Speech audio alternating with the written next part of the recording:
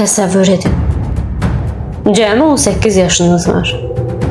Amma doğma atanız sizi aldadıb, evinizin zirzəmisindəki gizli bir həbsxanaya salır. Düz 20 il orada saxlayır və istismar edir. Ailənizin isə bundan heç vaxt xəbəri olmur. Bugün sizə izləyərkən əsəblərinizə hakim ola bilməyəcəyiniz Zirzəmidəki qız filmindən danışacağım.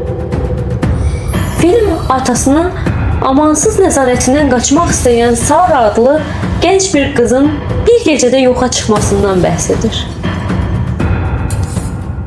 Qəddar ata qızını səs keçirməyən və şifrəli qapısı olan gizli bir zirzəmiyə kilitləyir. Hər kəsə isə onun evdən qaçdığını deyir. Ən dəhşətlisi isə odur ki, ata qızının adından ailəsinə saxta məktublar yazdırır. Məktubda Sara'nın bir dini tərəqətə qoşulduğu yazılır. Buna görə də nə polis, nə də yuxarıda yaşayan anası yerin altında baş verən bu dəhşətdən şübhələnmir. Sara düz 20 il günəş işığı görmədən yerin altında yaşamağa məhkum edilir. Hətta orada tək başına uşaqlar dünyaya gətirir. Atası isə yuxarıda heç nə olmamış kimi həyatına eləcə davam edir.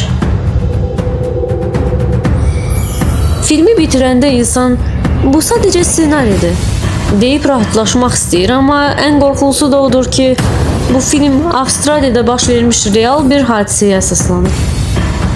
Joseph Frizzle adlı şəxs öz qızı Elizabeth'i düz 24 il o cür zirzəmidə saxlamışdı. Əgər psixoloji və gərgin filmləri sevirsinizsə, bu filmə mütləq baxın. Bəs siz bu filmi izləmisiniz?